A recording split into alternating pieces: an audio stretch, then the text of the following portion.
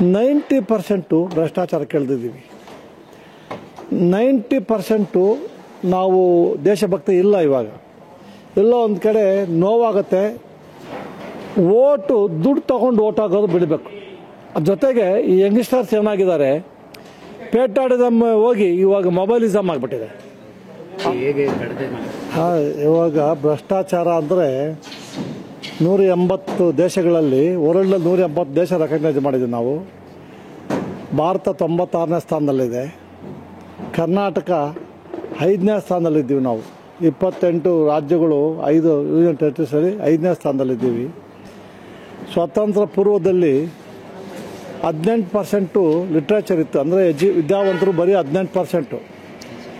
ಆವಾಗ 95% ದೇಶಭಕ್ತಿ ಇತ್ತು, ಪೆಟ್ರಾಟಿಕ್ ಪೀಪಲ್ ಇತ್ತು, ದೇಶಭಕ್ತಿ ಜನ ಇದ್ದರು.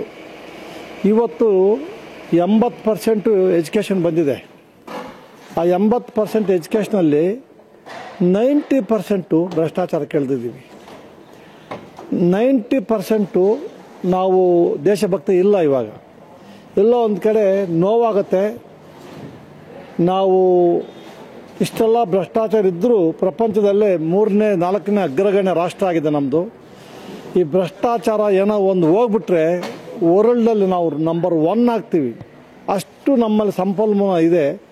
ಆ ಸಂಪನ್ಮೂಲನ ಪ್ರಗತಿಗೆ ಹೆಚ್ಚಾಗಿ ಸ್ವಾರ್ಥಕ್ಕೆ ಉಪಯೋಗಿಸ್ಕೊತಾ ಇದ್ದೀವಿ.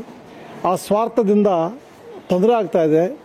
ಈ ಭ್ರಷ್ಟಾಚಾರ ದೊಡ್ಡ ಈ ಪಿಡುಗು, ಕ್ಯಾನ್ಸರ್ ವಾಸಿ ಮಾಡ್ಬೋದು, ಭ್ರಷ್ಟಾಚಾರ ವಾಸಿ ಮಾಡೋಕ್ಕಾಗ್ತಾ ಇಲ್ಲ.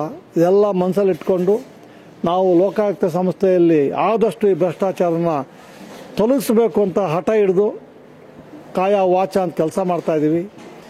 ಮೊನ್ನೆ ಸ್ವಾತಂತ್ರ್ಯ 79ನೇ ಸ್ವಾತಂತ್ರ್ಯ ನಾವು ಆಚರಿಸ್ಕೊಂಡಾಗ ನಾವು ನಮ್ಮ ಲೋಕಾಯುಕ್ತದಿಂದ ನಮ್ಮ ಫಣೀಂದ್ರ ಸಾಹೇಬರು, ನಾನು ಲೋಕಾಯುಕ್ತ ಸಂಸ್ಥೆಯಿಂದ 178 ತಾಲೂಕಲ್ಲಿ ಎಲ್ಲ ಸೈನಿಕರಿಗೆ, ಇವರು 79 ವರ್ಷ ಆದರೂ ಸ್ವಾತಂತ್ರ್ಯ ಯೋಧರು, ಕಾರ್ಗಿಲ್ ಸತ್ತವರು, ಸುಮಾರು ಜನಕ್ಕೆ ಸೈಟ್ ಕೊಟ್ಟಿಲ್ಲ, ಜಮೀನು ಕೊಟ್ಟಿಲ್ಲ, ಸರ್ಕಾರ ಸರ್ಕ್ಯುಲೇಷನ್ ಮಾಡಿದೆ. ಅದು ಮಾಡಿಲ್ಲ ಅಂಥೇಳಿ ಎಲ್ಲ ತಹಸೀಲ್ದಾರ್ 178 ತಹಸೀಲ್ದಾರ್ನ ಪಾರ್ಟಿ ಮಾಡಿದ್ದೀನಿ. ಅಸಿಸ್ಟೆಂಟ್ ಕಮಿಷನರ್ ಪಾರ್ಟಿ ಮಾಡಿದ್ದೀನಿ. ಡೆಪ್ಟಿ ಕಮಿಷನರ್ ಮಾನಿಟರ್ ಮಾಡಬೇಕು ಅಂತ ಅವ್ರಿಗೆ ಹೇಳಿ ನಾವು 178 ಅಂದರೆ ಎಂಟೈರ್ ಸ್ಟೇಟಲ್ಲಿ ಎಲ್ಲ ಸೈನಿಕರಿಗೂ ನ್ಯಾಯ ಒದಗಿಸಬೇಕು ಅಂತ ಹೇಳ್ಬಿಟ್ಟು ಸಂಕಲ್ಪ ಮಾಡಿ ಒಂದು ಸ್ವಯಂ ಪ್ರೇರಿತವಾದ ಕೇಸನ್ನು ರಿಜಿಸ್ಟರ್ ಮಾಡಿದ್ದೀನಿ. ಅದಲ್ಲದೆ ನಮ್ಮ ಸ್ವಾತಂತ್ರ್ಯ ಯೋಧರು, ಸೈನಿಕರು ಬಿಟ್ಟು ಸ್ವಾತಂತ್ರ್ಯ ಸಂಗ್ರಾಮದಲ್ಲಿ ನಮ್ಮ ಪೂರ್ವಿಕರು ಯಾರು ಹೋರಾಡಿದಾರೋ, ಸ್ವಾತಂತ್ರ್ಯ ಹೋರಾಟಗಾರರು 150 ಜನ ಇದ್ದಾರೆ. ಅವರಿಗೆ ಪೆನ್ಷನ್ ಕೊಡ್ತಾ ಇಲ್ಲ ಅಂತ 105 ವರ್ಷ, 98 ವರ್ಷ, 110 ವರ್ಷ ಅಂಥವ್ರು ಪೆನ್ಷನ್ ಕೊಡ್ತಾ ಇಲ್ಲ. ನನ್ನ ನೋಟಿಸ್ ಬಂದಾಗ ಅದನ್ನು ಸಹ ಎಂಟೈರ್ ಸ್ಟೇಟಲ್ಲಿ ನಾವು ಆ ಪೆನ್ಷನ್ ಎಲ್ಲೆಲ್ಲಿ ಇದಾಗಿದೆ ಅಂತ ಎಂಟೈರ್ ಸ್ಟೇಟ್ಗೆ ಕೇಸ್ ರಿಜಿಸ್ಟರ್ ಮಾಡಿದ್ದೀವಿ ನಾವು. ಅದಲ್ಲದೆ ಎಲ್ಲೋ ಒಂದು ಕಡೆ ಪಂಚಾಯತಿ, ಗ್ರಾಮ ಪಂಚಾಯತಿಗಳು ಬಂದಾಗ ಈ ಪಂಚಾಯತ್ ರಾಜ್ ಆಕ್ಟ್ ಅಂತ ತಂದೀವಿ ನಾವು. ಅದು ತಂದಿದ್ದು ಸ್ವರಾಜ್ಯ ಮಾಡಬೇಕು ಅಂತ. ಅದು ತಂದಿದ್ದು ಒಳ್ಳೆಯ ಉದ್ದೇಶ. ಅಂದರೆ ಹಳ್ಳಿಗಳು ಪಂಚಾಯತಿ, ಗ್ರಾಮ ಪಂಚಾಯತಿಯಲ್ಲಿ ಹಳ್ಳಿಯಲ್ಲೂ ಸಹ ಈ ಸೆಂಟ್ರಲೈಸ್ ಪವರ್ ಇರಬಾರ್ದು ಅಂತೇಳಿ ಅದು ಜಿಲ್ಲಾ ಪಂಚಾಯತು, ತಾಲೂಕು ಪಂಚಾಯತು ಮತ್ತು ಮಂಡಲ ಪಂಚಾಯತಿಗಳೆಲ್ಲ ಹೋಗಿ ಇವಾಗ ಗ್ರಾಮ ಪಂಚಾಯತಿ ಬಂತು. ಯಾಕೆ ಅಂದರೆ ಜನಗಳಿಗೆ ಅಧಿಕಾರ ವಿಕೇಂದ್ರೀಕರಣ ಆಗಬೇಕು ಅಂತ ಉದ್ದೇಶದಲ್ಲಿ ಮಾಡಿದ್ರೆ ನನಗೆಲ್ಲೋ ನೋವಿದೆ. ಪಂಚಾಯತಿ ನಾನು ಮೊನ್ನೆ ಶ್ರೀನಿವಾಸಪುರಕ್ಕೆ ಹೋದಾಗ ಒಂದು 10 ಪಂಚಾಯತಿಯನ್ನು ನಾನು ಹೋದೆ. ಎಷ್ಟು ಮೋಸ ಮಾಡ್ತಾ ಇದ್ದಾರೆ ಪಂಚಾಯತಿ ಡೆವಲಪ್ಮೆಂಟ್ ಆಫೀಸರ್ಸು. ಒಂದು ಆ್ಯಕ್ಷನ್ ಪ್ಲಾನ್ ಅಂತೇಳಿ ಒಂದು ಸ್ಕೀಮ್ ತೊಗೊತಾರೆ. ಆ ಸ್ಕೀಮಲ್ಲಿ 5 ವರ್ಷ ಪಂಚಾಯತಿ ಪ್ರೆಸಿಡೆಂಟು ಮತ್ತು BEO ಅವರೇ ಸಿಗ್ನೇಚರು 1 ವರ್ಷ ಫುಲ್ಲು ಆ್ಯಕ್ಷನ್ ಪ್ಲಾನ್ ಮಾಡಿ. ನನಗೆ ಶಾಕ್ ಆಯಿತು. ಒಂದು ಹಳ್ಳಿ ಕಡೆ ಬೋರ್ವೆಲ್ ಹಾಕಿ ಎಲ್ಲ ಹಾಕಿದರೆ ತಿಂಗಳಲ್ಲಿ 4 ಸಲ ಕೆಟ್ಟೋಗುತ್ತೆ ಬೋರ್ವೆಲ್. ಅಂದರೆ 10,000 ಮೇಲೆ ಅಂದರೆ ಅವರು ಮ್ಯಾನ್ಯುವಲ್ ಇದು ಕರಿಬೇಕು.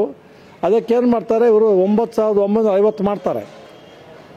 4 ಸಲ ಅಂದರೆ 40,000 ಹೋಯ್ತು ಅಲ್ಲೇ.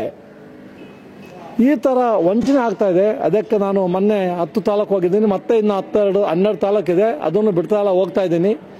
ಗ್ರಾಮ ಪಂಚಾಯತ್ ಸ್ವಲ್ಪ ನಾವು ಸರಿ ಮಾಡಬೇಕು ಅಂತ ಸಂಕಲ್ಪ ಮಾಡಿದ್ದೀವಿ. ಜೊತೆಗೆ ನಮ್ಮ ಸಮಾಜ ನಮಗೆ ಸಪೋರ್ಟ್ ಮಾಡಬೇಕು. ಸಮಾಜ ಬದಲಾಗಬೇಕು. ಸಮಾಜ ಅಂದರೆ ಇನ್ಕ್ಲೂಡಿಂಗ್ ಯುವಜನತೆ, ಸಮಾಜ ಬದಲಾಗಬೇಕು. ಓಟು ದುಡ್ಡು ತಗೊಂಡು ಓಟ್ ಹಾಕೋದು ಬಿಡಬೇಕು. ಜೊತೆಗೆ ಈ ಯಂಗ್ಸ್ಟರ್ಸ್ ಏನಾಗಿದ್ದಾರೆ, ಪೇಟಾಡಿಸಮ್ ಹೋಗಿ ಇವಾಗ ಮೊಬೈಲಿಸಮ್ ಆಗಿಬಿಟ್ಟಿದೆ.